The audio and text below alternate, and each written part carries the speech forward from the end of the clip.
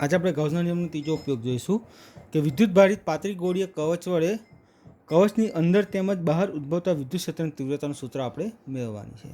આપણે કાલે વાત કરી હતી કવચ એટલે શું કહેવાય, તો કવચ ઉપર કવચની માત્ર સપાટી પર વિદ્યુતભાર રહેલો હોય છે, એની અંદર વિદ્યુતભાર હોતો નથી.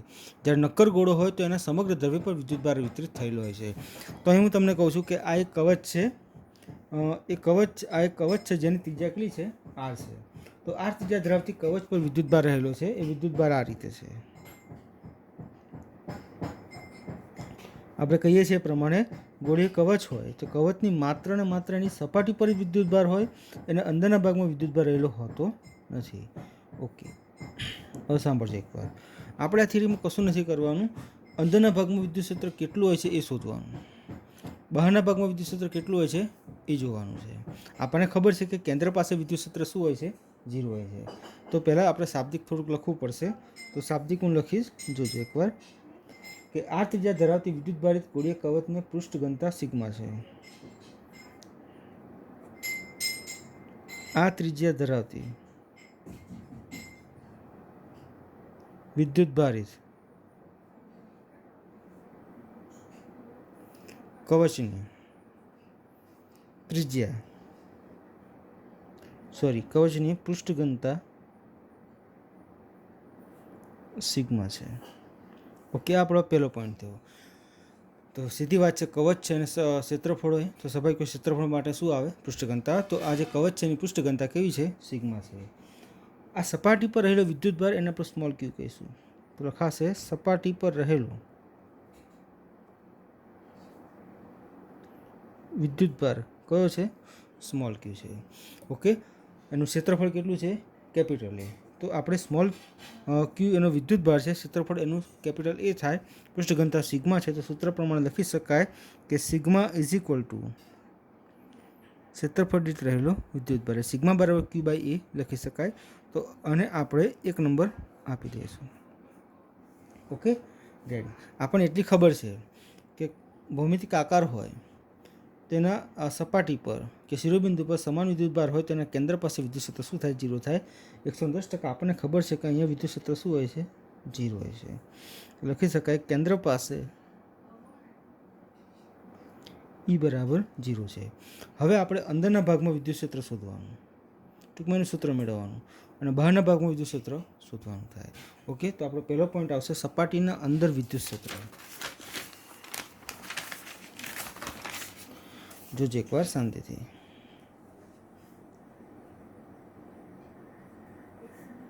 સપાટીની અંદર વિદ્યુત ક્ષેત્ર.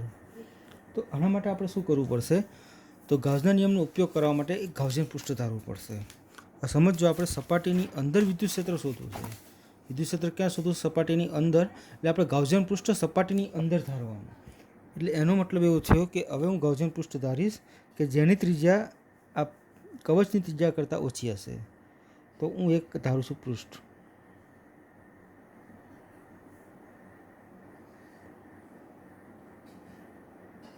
કે આ એક ગાઉસિયન પૃષ્ઠ છે જેની ત્રિજ્યા કેટલી છે, તો જેની ત્રિજ્યા સ્મોલ r છે.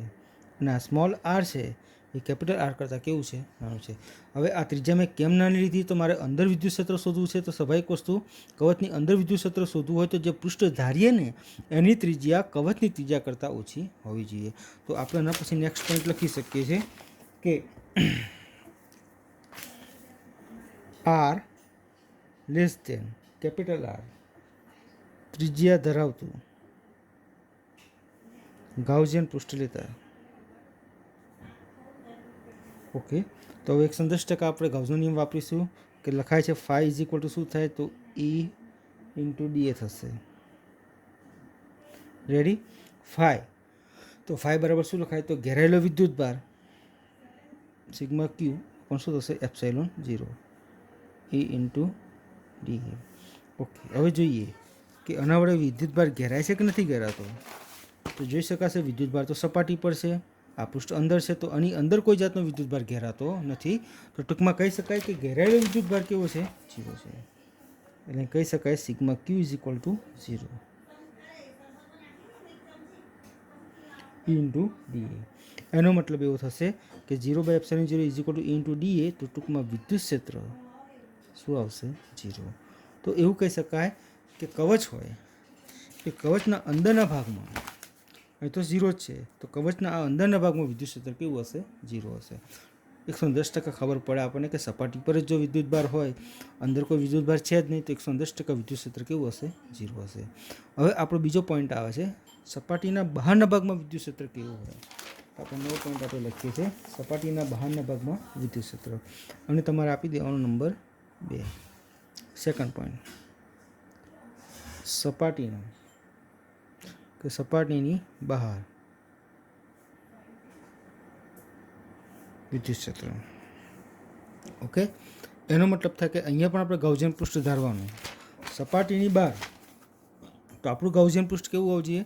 તો કવચની ત્રિજ્યા કરતાં મોટું. અંદર હોય તો પૃષ્ઠ કવચની ત્રિજ્યા કરતાં ઓછી ત્રિજ્યાનું હોય. બહાર આપણે શોધવાનું છે, તો આપણું જે ગાઉસિયન પૃષ્ઠ એની ત્રિજ્યા કવચની ત્રિજ્યા કરતાં વધારે હશે. તો હું આ લઈ લઉં છું ગાઉસિયન પૃષ્ઠ. જોઈ લો એકવાર.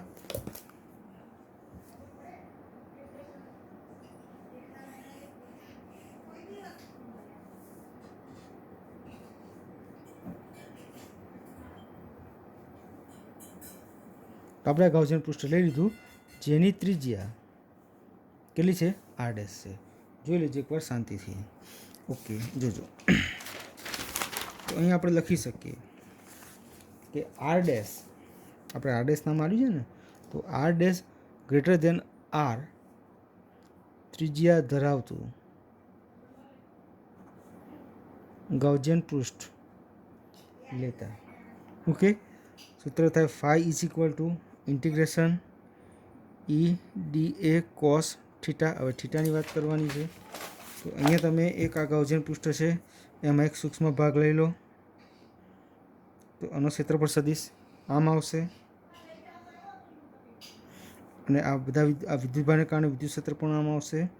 તો કહી શકાય E અને dA વચ્ચેનો ખૂણો કેવો થશે? 0 થશે. તો 110% અહીંયા આગળ આપણે કામ લઈશું, તો થીટા ઇઝ ઇક્વલ ટુ 0 થાય. એટલે phi is equal two integration E dA cos 0. cos 0 બરાબર શું થશે? 1 થશે. એટલે phi is equal two integration E dA. અહીં લખું છું cos 0 1. આ phi ને બહાર લઈ લો, ઇન્ટિગ્રેશન શું થશે? dA થશે. ઓકે, phi બરાબર શું લખાય? તો ઘેરેલો વિદ્યુતભાર. તો આ જે ગાઉસિયન પૃષ્ઠ વડે ઘેરેલો વિદ્યુતભાર કયો છે? તો આખા કવચનો વિદ્યુતભાર શું લીધો તમે? સ્મોલ ક્યુ. તો ઘેરેલો વિદ્યુતભાર સ્મોલ ક્યુ લખી શકાય. તો અહીં લખાશે Q/ε0. આ E છે એના E. ઇન્ટિગ્રેશન dA, ટૂંકમાં સપાટીમાં જે સૂક્ષ્મ ભાગ લીધો છે, સપાટી પર શું લીધો છે? સૂક્ષ્મ ભાગ લીધો છે. આખી સપાટીનું સંકલન કરીએ તો એનું સપાટીનું ક્ષેત્રફળ મળે. ત્રિજ્યા r' છે, તો સપાટીનું ક્ષેત્રફળ શું લખાશે? 4πr² લખાશે. r² લખવાનું, ઇન્ટિગ્રેશન dA બરાબર 4πr² લખેલ છે. ઓકે, તો E બરાબર મળશે, અને નીચે લઈ લો તો Q/4πε0 r². ઓકે, હવે જોજો કે 1/4πε0 છે ને કે કહી શકીએ છીએ, કુલમ્બ અચળાંક. તો આ સૂત્રને તમે આ રીતે લખી શકો કે E બરાબર k Q/r². Okay, ready. તો અને તમારે નંબર આપી દેવાનો 3 નંબર. આ શું કહેવા માગે છે કે સપાટીની બહાર જઈએ તો E પ્રપોઝનલ ટુ r² ઇન્વર્સલી છે, તો E પ્રપોઝનલ ટુ 1/r². આ કહેવા એવું માગે છે કે સપાટીની બહાર જઈએ તો વિદ્યુત ક્ષેત્ર, સપાટીની બહાર જઈએ તો r વધે એમ વિદ્યુત ક્ષેત્ર શું થવા માંડે છે? ઘટવા માંડે છે. તો આપણે એક આ મહત્વનું સમીકરણ મળ્યું કે સપાટીની બહાર વિદ્યુત ક્ષેત્ર મળે, પણ એ વિદ્યુત ક્ષેત્રનો સંબંધ કેવો છે? અંતર સાથે. તેનો સંબંધ અંતર સાથે વ્યસ્ત પ્રમાણમાં, વર્ગના વ્યસ્ત પ્રમાણનો સંબંધ રહેલો છે. તો કહી શકાય E પ્રપોઝનલ ટુ 1/ શું થાય? r². એમ સામાન્ય વિદ્યુત ક્ષેત્રનું સૂત્ર છે એવું જ આપણને સૂત્ર અહીંયા મળ્યું છે. Okay, ready. હવે વાત આવે કે સપાટી પર વિદ્યુત ક્ષેત્ર કેટલું હશે? તો આપણો નવો પોઈન્ટ થાય, સપાટી પર વિદ્યુત ક્ષેત્ર. સપાટી પર, તો સપાટી માટે તમારે શું કરવાનું? તો સપાટી માટે સપાટીની ત્રિજ્યા કેટલી છે? કેપિટલ R છે. તો 110% જે આ તમને સૂત્ર મળ્યું છે એમાં આરડેસની જગ્યાએ શું લખવાના? કેપિટલ. સપાટી માટે, કારણ કે ગાઉસિયન પૃષ્ઠ તમે અંદરમાં આ ધાર્યું, બહારમાં તમે આ ધાર્યું, તો સપાટી માટે તમે સપાટી જ ધારશો ને આખી. સપાટી ધારો ત્રિજ્યા નીકળી થાય આર થાય, ટૂંકમાં કેન્દ્રથી અંદર સપાટી નીકળ્યું છે આર છે. તો આપણે સપાટી પર વિદ્યુત ક્ષેત્ર શોધવું હોય તો આપણે બીજું કશું નથી કરવાનું. તો આપણે જે સમીકરણ 3 આવ્યું છે ને, એ સમીકરણ 3માં આરડેસ છે એની જગ્યાએ શું લખવાના? Capital R. તો આપણું સૂત્ર મળી જશે E is equal to Q upon capital R square, અથવા તો E ઇઝ ઇક્વલ ટુ કેની જગ્યાએ લખાય 1/4πε0, તો Q અપોન 4πε0 શું થશે? આરડેસ સ્ક્વેર. ઓકે, તો આ તમારું નવું સમીકરણ આવે, સમીકરણ 4. તો એક બહુ મહત્ત્વની બાબત આપણે સમજ્યા છે કે કવચ હોય, કવચના સપાટી પર વિદ્યુત ક્ષેત્ર કેવું હોય, સપાટીથી બહાર જઈએ તો કેવું થાય, સપાટીની અંદર કેવું હોય, અને કેન્દ્ર પાસે કેવું હોય. ટૂંકમાં 4 બાબત જેવી આપણે સમજવાની થાય છે. તો આપણે એને સમજી ગયા છે. ફરીથી એકવાર તમને બતાવી દઉં. હવે આપણે ફરીથી એકવાર જોઈ લઈએ, સમજીએ એકવાર શાંતિથી.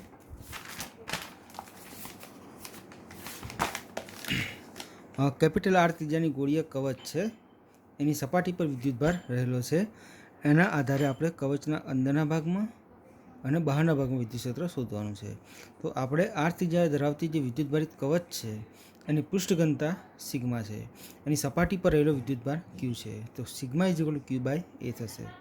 એના કેન્દ્ર પાસે વિદ્યુત ક્ષેત્ર શું હોય? 0 હોય. ઓકે, હવે સપાટીના અંદરના ભાગમાં આપણે વિદ્યુત ક્ષેત્ર શોધવાનું, એટલે આપણે આ જે ત્રિજ્યા છે કવચની એના કરતાં ઓછી ત્રિજ્યાવાળું એક પૃષ્ઠ ધારવું પડે. તો આ પૃષ્ઠ આપણે ધાર્યું છે, એની અંદર વિદ્યુતભાર રહેલો નથી, એટલે આપણે આવું કર્યું હતું કે અંદરના ભાગે વિદ્યુત ક્ષેત્ર, તો આ કીધું આપણે ગાઉસિયન પૃષ્ઠ લીધું, 5 × dA લખ્યું, ઘેરાયેલું વિદ્યુતભાર સિગ્મા Q/ε0, પણ ઘેરાયેલું વિદ્યુતભાર કેવો છે? 0 છે, તો વિદ્યુત ક્ષેત્ર કેવું થશે? 0 થશે. ટૂંકમાં અંદરના ભાગમાં વિદ્યુત ક્ષેત્ર હોતું નથી.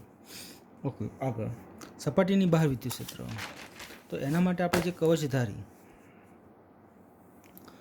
જે ગાઉસિયન પૃષ્ઠ ધાર્યું, એ ગાઉસિયન પૃષ્ઠ કવચની જે ત્રિજ્યા છે એના કરતાં વધારે ત્રિજ્યાવાળું છે. તો આરડેસ આરડેસ ગ્રેટર દેન શું આવશે? કેપિટલ આર આવશે. તો આરડેસ ગ્રેટર દેન કેપિટલ આર ધરાવતું પૃષ્ઠ આપણે લીધું છે, ત્રિજ્યા ધરાવતું. Okay, EDA cos theta. હવે થીટા કેટલો આવે? તો મેં કીધું આપણે સૂક્ષ્મ ભાગ લીધો, જેનો ક્ષેત્રફળ સદિશ અને E વચ્ચેનો ખૂણો કેવો થાય? 0 થાય. તો થીટા ઇઝ ઇક્વલ ટુ 0 થશે, તો cos 0 બરાબર 1 થશે.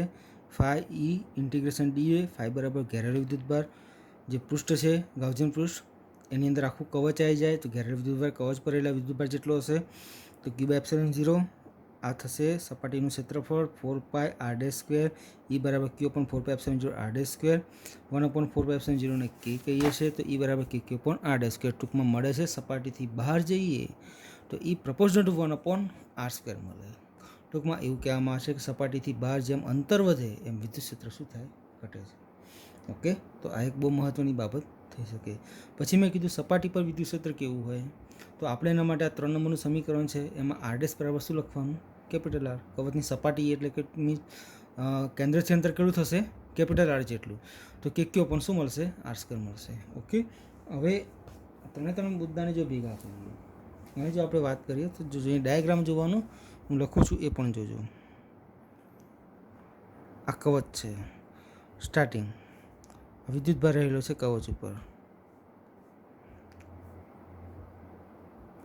સૌપ્રથમ કેન્દ્ર પાસે વિદ્યુત ક્ષેત્ર શું હોય? 0 હોય. તો આપણે લખી શકીએ કે E કેન્દ્ર બરાબર 0. કેન્દ્રથી સપાટી સુધી શું હોય? 0 હોય છે, એટલે અંદરના ભાગમાં શું હોય? 0 હોય. પછી આ સપાટી પર છે એ ત્યાં કેટલું હશે? તો જોવાનું કે સપાટી પરથી બહાર જાઓ ને તો E પ્રપોઝનલ ટુ 1/r² મુજબ ઘટવા મળે. તો સપાટીથી જો બહાર જેમ સપાટીથી જો ઘટવા માંડતું હોય તો સપાટી પર કેવું કહેવાય? મેક્સિમમ કહેવાય. તો કહી શકાય E સપાટી પાસે કેવું હોય? મેક્સિમમ હોય. અને સપાટીથી બહાર જઈએ તો E પ્રપોઝનલ ટુ 1/r² મુજબ શું થાય? એ ઘટવા માંડે છે. ટૂંકમાં એવું કહેશે ઘટવાની શરૂઆત મેક્સિમમથી થાય અને વધવાની શરૂઆત ક્યાં થાય? મિનિમમથી. અહીંથી તમે બહાર જાઓ છો અને ઘટવા માંડે વિદ્યુત ક્ષેત્ર એટલે 110% સપાટી પર કેવું હશે? મેક્સિમમ હશે. તો એક આ સામાન્ય બાબત આપણે સમજી શકીએ છીએ. ઓકે, હવે આનો આલેખ છે જે તમારી થિયરીમાં નથી આવ્યો, તેમ છતાં હું તમને બતાવી દઉં. જોજો એકવાર ધ્યાનથી, આ વાય અક્ષ છે એના પર આપણે ઈ લઈએ છીએ, આ એક્સ અક્ષ ઉપર આપણે અંતર લઈએ છીએ. તો એવું કહે છે, અને આપણે કેન્દ્ર લઈશું તો કેન્દ્ર પાસે વિદ્યુત ક્ષેત્ર શું હોય? 0 હોય. એટલે આલેખની શરૂઆત 0થી જ થશે. કેન્દ્રથી સપાટી સુધી શું હોય? 0 હોય. અને સપાટી પર કેવું હોય? મેક્સિમમ હોય. એટલે આ જે પોઈન્ટ છે એને મેક્સિમમ કહી શકીએ. અને સપાટીથી બહાર જઈએ એટલે આ જે વિસ્તાર છે એને સપાટી શું કહેવાય? બહાર. તો સપાટીથી બહાર જતા વિદ્યુત ક્ષેત્ર ઘટવા માંડે છે. તો અહીંથી વિદ્યુત ક્ષેત્ર ઘટવા માંડશે આ રીતે કે ઈ પ્રપોઝનલ ટુ 1/r² મુજબ. ઓકે, 110% બહુ મહત્ત્વનો મુદ્દો થાય આપણા માટે. આ સમજી શકાય છે કે અમે સર્કલ પાડ્યું હોય, આ કવચ છે તો આ કેન્દ્ર પાસે 0, આ 0, અહીંથી અહીં સુધી 0, તો આ મુદ્દો મેં શું બતાવ્યો? 0. સપાટી પર મેક્સિમમ, તો સપાટી પર શું બતાવ્યો? મેક્સિમમ. સપાટીથી બહાર જઈએ તો વિદ્યુત ક્ષેત્ર શું થવા માંડે છે? ઘટવા માંડે છે. Okay, ready. આવો નવો એક બીજો મુદ્દો આવે છે નક્કર ગોળાનો, જે આપણે સિલેબસમાં નથી, તેમ છતાં પણ એની થોડી ઘણી સમજણ આપણે આપી દઈએ છીએ. ઓકે, આગળ આપણે આ જે મુદ્દો છે એ આપણે એક્સ્ટ્રા છે, પણ ખાલી સમજણ રાખજો, આપણે પરીક્ષામાં પૂછાતી નથી. તમને કહે છે કદ ધરાવતા નક્કર ગોળા માટે આપણે ગોળીય કવચ જોઈ. બીજો મુદ્દો થાય નક્કર ગોળા માટે સપાટીની અંદર તેમ સપાટીની બહાર વિદ્યુત ક્ષેત્ર શું થાય? તો અને આપણે ખાલી સમજણ મેળવવાની છે. જીસીબીમાં ખરેખર આ ઉપયોગ હતો, આપણે એનસીઆરટીમાં આપ્યો નથી. તેમ છતાં થોડી ઘણી સમજણ મેળવી, આપણે પૂરું કરવાની જરૂર નથી, પણ થોડીક સમજણ મેળવી તો આપણે ખબર પડે કે નક્કર ગોળા માટે શું હોય છે. તો જોઈ લેજો, આ નક્કર ગોળો છે, સમગ્ર વિદ્યુતભાર વિતરિત થયેલો છે, એની ત્રિજ્યા કેપિટલ આર આપી છે. શું આપી છે? Capital R. તો આના કેન્દ્ર પાસે તો 110% વિદ્યુત ક્ષેત્ર શું હોય? 0. તો એક મુદ્દો આપણે લખી શકીએ, ઈ કેન્દ્ર શું મળશે? 0 મળશે. હવે એવું કહે છે આની અંદર તમારે વિદ્યુત ક્ષેત્ર શોધવું હોય તો ગાઉસિયન પૃષ્ઠ આપણે લેવું પડે. કેવું? તો ઓછી ત્રિજ્યાવાળું, કેપિટલ આર કરતાં. તો આ રીતે તમે ગાઉસિયન પૃષ્ઠ લેશો, જેની ત્રિજ્યા ધારો કે લેશો તમે r' લેશો. શું લેશો? r'. હવે આ ગાઉસિયન પૃષ્ઠ તમે ધાર્યું, જ્યારે પહેલાંમાં શું હતું? ગાઉસિયન પૃષ્ઠ અંદર ધાર્યું હતું પણ વિદ્યુતભાર ઘેરાતો નહોતો, એટલે વિદ્યુત ક્ષેત્ર 0 આવ્યું. આમાં તો વિદ્યુતભાર ઘેરાય છે એટલે એનું વિદ્યુત ક્ષેત્ર મળે. અને એ જે સૂત્ર છે એનું સૂત્ર E = કેન્દ્રથી સપાટી માટે KQ/ કવચ જે નક્કર ગોળો છે એની ત્રિજ્યાનું ઘન r'. ટૂંકમાં એવું કહે છે, સિમ્પલ લખીએ તો E = KQ/r³ × r'. તો K common, constant, Q constant, r³ constant, ખાલી આ ડિસ્ટન્સ બદલાય. તો કેન્દ્રથી સપાટી સુધી મુદ્દો શું આવે? અહીંથી અહીં સુધી. તો એવું કહે છે ઈ પ્રપોઝનલ ટુ, સમપ્રમાણમાં થાય. ઈ પ્રપોઝનલ ટુ શું થશે? r' થશે. ટૂંકમાં આ મુજબ શું થાય? વધવા માંડે. આ શું કહે છે કે કેન્દ્રથી તમે સપાટી સુધી જશો તો નક્કર ગોળામાં કેન્દ્રથી સપાટી સુધી જાઓ તો વિદ્યુત ક્ષેત્ર અંતર વધે એમ વિદ્યુત ક્ષેત્ર શું થાય? વધવા માંડે. પછી શું હોય કે સપાટીની બહારના ભાગમાં, સપાટીના બહારના ભાગમાં તમે શું કરશો? તો આ રીતનું એક ગાઉસિયન પૃષ્ઠ ધારશો, જેની ત્રિજ્યા તમે લેશો સપોઝ કે, અને r' કીધા છે અને તમે r કહેશો. તો એમાં તો પેલાની જેમ તમે આ રીતે બતાવશો, ડીએસ ક્ષેત્રફળ સદિશ, આ રીતે E બતાવશો તો એ સૂત્ર તમને પેલાની જેમ જ મળશે કે E = KQ/r². ટૂંકમાં E પ્રપોઝનલ ટુ 1/ શું થાય? r². ટૂંકમાં એવું કહે છે બંનેમાં કોમન છે કે કેન્દ્ર પાસે વિદ્યુત ક્ષેત્ર સમાન. બંનેમાં કોમન છે કવચમાં આમાં સપાટીથી બહાર જઈએ તો r વધે તો વિદ્યુત ક્ષેત્ર ઘટવા માંડે. પણ એક મુદ્દો છે કે પહેલાં કવચમાં સપાટીની અંદર વિદ્યુત ક્ષેત્ર નહોતું, અહીં સપાટીની અંદર વિદ્યુત ક્ષેત્ર હોય છે અને કેન્દ્રથી સપાટી સુધી જાઓ એમ અંતર વધે એમ વિદ્યુત ક્ષેત્ર શું થાય? વધવા માંડે. તો અહીંયા ત્રણ બાબત મહત્ત્વની થાય કે આ જે નક્કર ગોળો છે એ અહીંયા 0 હશે. હવે અહીંથી તમે જેમ જશો એમ વિદ્યુત ક્ષેત્ર વધવા માંડશે. ઓકે, અને સપાટીથી બહાર જશો કેમ? તો આ સપ્રમાણતા બતાવે છે અને બહાર શું બતાવે છે? વ્યસ્ત પ્રમાણ બતાવે છે. તો અહીંથી સપાટી સુધી જશો તો વિદ્યુત ક્ષેત્ર વધવા માંડશે અને સપાટીથી બહાર જશો તો વિદ્યુત ક્ષેત્ર શું થાય? ઘટવા માંડે.